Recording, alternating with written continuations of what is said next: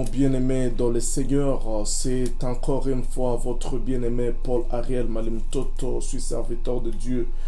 Par sa grâce, à ce jour, je viens partager la parole de Dieu avec vous sur un thème qui est très important dans les Saintes Écritures. Et le thème que je vais partager avec vous est intitulé « Dieu a le dernier mot sur ta vie ».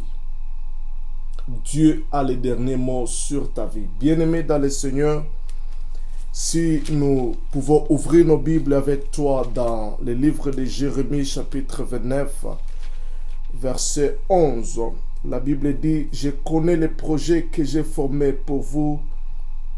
C'était projet de paix et non de malheur, afin de vous donner de l'espérance et de l'avenir. »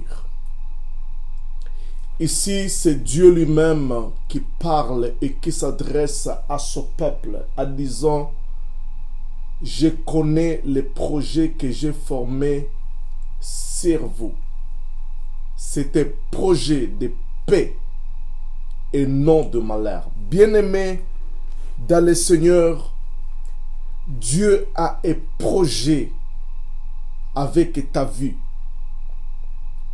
Lorsque tu es né, spécialement le jour où tu es né de nouveau, il y a un plan, il y a un programme, il y a un projet que Dieu a formé sur ta vie. Et ce projet-là doit s'accomplir certainement dans ta vie. Et la Bible dit que ce projet que Dieu a formé, c'était projet de paix et non de malheur. Donc c'était projet de bonheur. Dieu n'a pas le projet de malheur sur ta vie. Il arrive des fois, quand le malheur arrive dans notre vie, nous disons, peut-être c'est la volonté de Dieu. Peut-être c'est Dieu qui permet que ces choses arrivent. Peut-être c'est Dieu qui est derrière ces choses. Bien-aimés, dès le début de la Bible, si vous lisez dans Genèse chapitre 1, la Bible dit que tout ce que Dieu créait était bon. Quand Dieu créa le premier, quand Dieu dira que la lumière soit, et la lumière fit, le premier jour, Dieu vit que ce qu'il a créé était bon. Le deuxième jour, la Bible dit, Dieu vit que ce qu'il a créé était bon. Et au sixième jour, quand Dieu a créé l'homme, Dieu dira, Dieu vu que ce qu'il a créé était très beau. Il n'y a rien de mauvais que Dieu a créé. Il n'y a rien de négatif, il n'y a rien de mauvais en Dieu. Tout ce que Dieu a créé est bon. Et bien-aimé dans le Seigneur, cela veut dire que les bonnes choses ne viennent qu'un de Dieu. Mais au chapitre 3 de Genèse, nous voyons que le diable a séduit l'homme et la femme, et ils sont tombés dans le péché, et les mauvaises choses ont commencé à partir de ce jour-là. Alors je comprends directement que les mauvaises choses viennent du diable. Les maladies ont commencé après la chute de l'homme. Les problèmes ont commencé après la chute de l'homme. Il y avait le bonheur avant la chute. Et celui qui a entraîné les hommes dans la désobéissance, dans la chute, c'était le diable. C'est-à-dire les mauvaises choses ne viennent que du diable. Alors, bien-aimé dans le Seigneur, tout ce que je vais te dire aujourd'hui, c'est que tu dois savoir et comprendre. C'est que Dieu a un plan sur ta vie. Dieu a un projet sur ta vie. Et tant que le plan de Dieu n'est pas encore eu son accomplissement, ce n'est pas encore fini pour toi.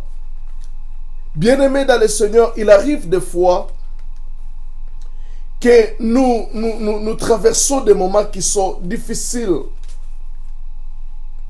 Et quand les moments difficiles arrivent, tu peux te dire toi-même que non, c'est fini pour moi.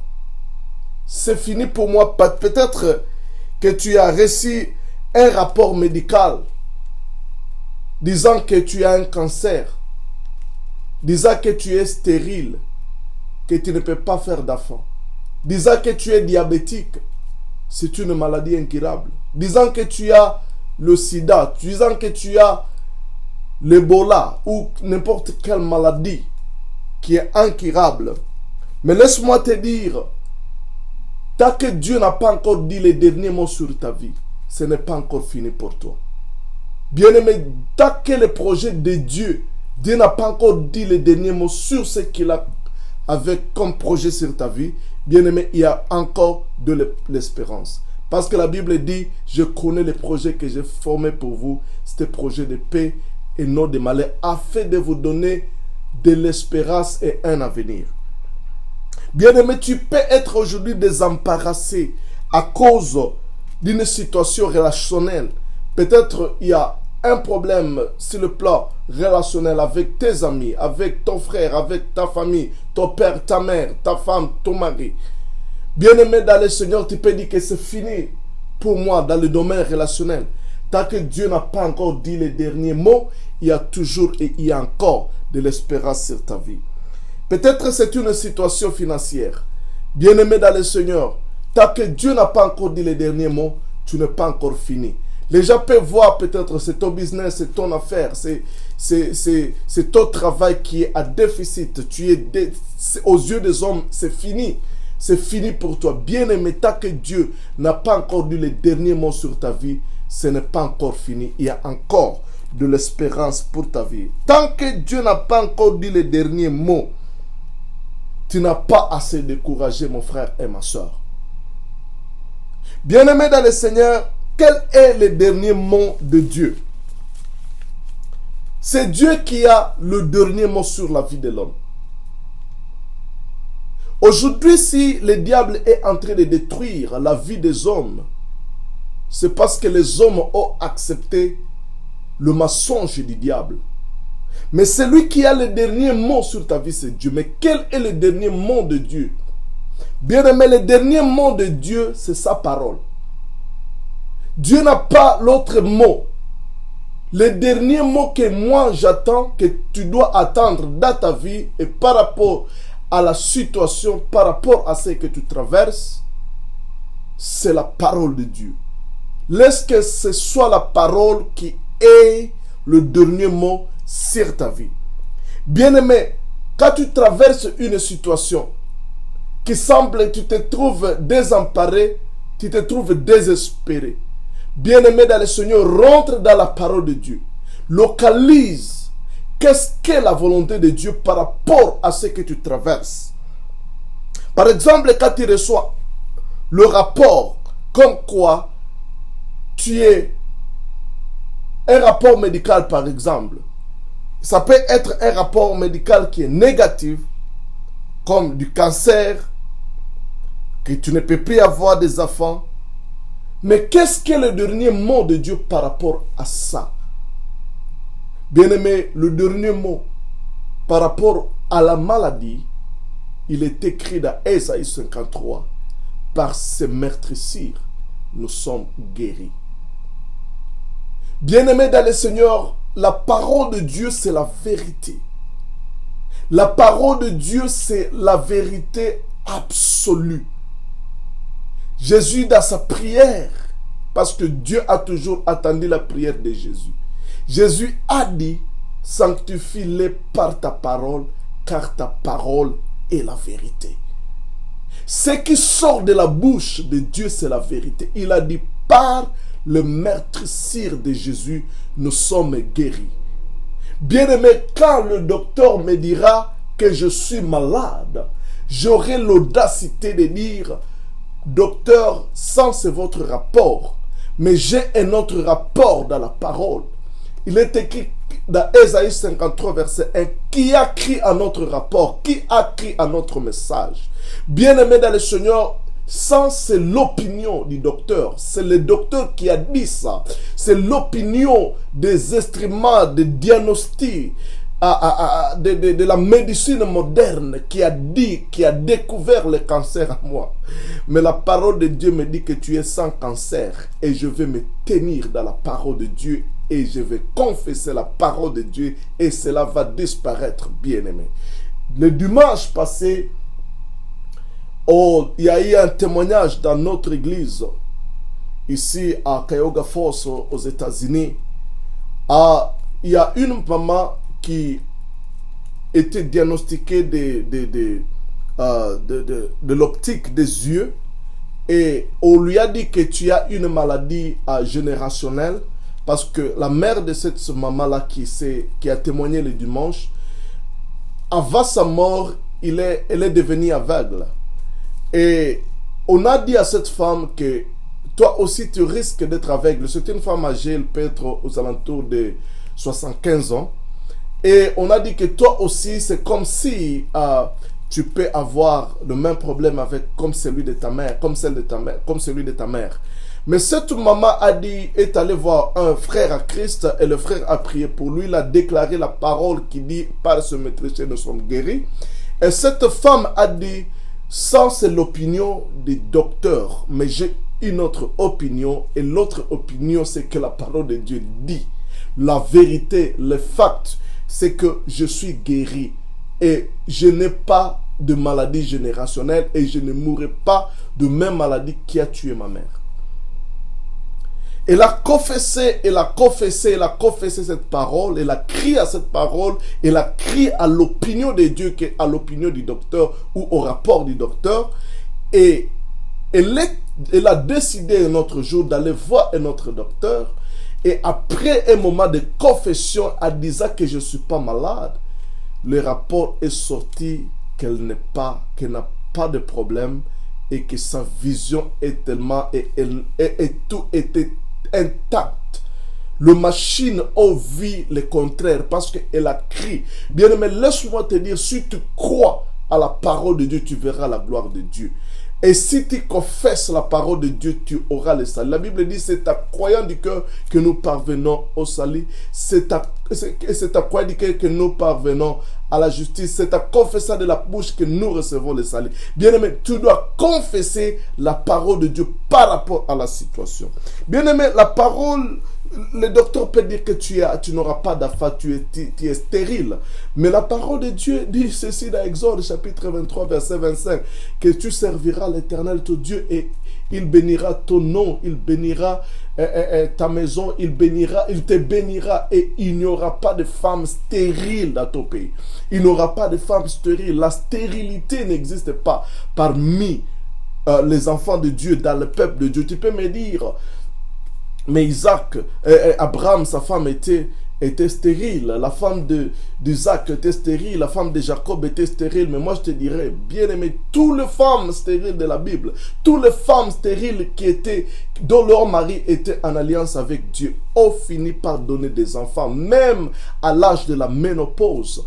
Il se souvient-toi que même Sarah a eu des enfants après le double ménopause. Après double ménopause, selon la science, la ménopause, c'est à partir de 45 ans. Mais bien aimé dans le Seigneur, à l'âge de 90 ans, Sarah a eu d'enfants. Double ménopause.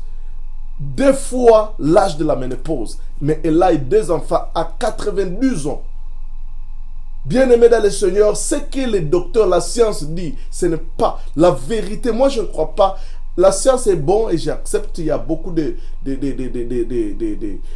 lumière que la science nous donne. Mais quand ça vient contredire la parole de Dieu sur ma vie, là je ne crois pas à la science. La science dit 45 ans, plus d'enfants, mais moi je dis que même à 100 ans, tu peux en avoir. Bien aimé, c'est-à-dire par rapport au rapport médical, tant que Dieu n'a pas encore dit le dernier mot, ne te décourage pas. Et sur le plan financier, la Bible dit que Christ s'est fait pauvre pour nous enrichir. Par rapport aux besoins quotidiens de la vie, la Bible dit qu'il pourvoira à tous tes besoins selon la richesse en Christ. Dieu pourvoira à tous tes besoins. Alors, bien aimé, je voulais, avant de terminer mon message, partager un verset pour conclure mon message d'aujourd'hui dans Proverbe. Non, dans le livre de Job. Job chapitre 19. Verset 23. ici, nous voyons que c'était les gens qui étaient entrés, et Job était en train de parler son histoire, comme quoi il a été rejeté par les siens, par ses serviteurs, ses servantes. Il a été rejeté même par sa femme. Et sa femme a changé même de visage vis-à-vis de lui.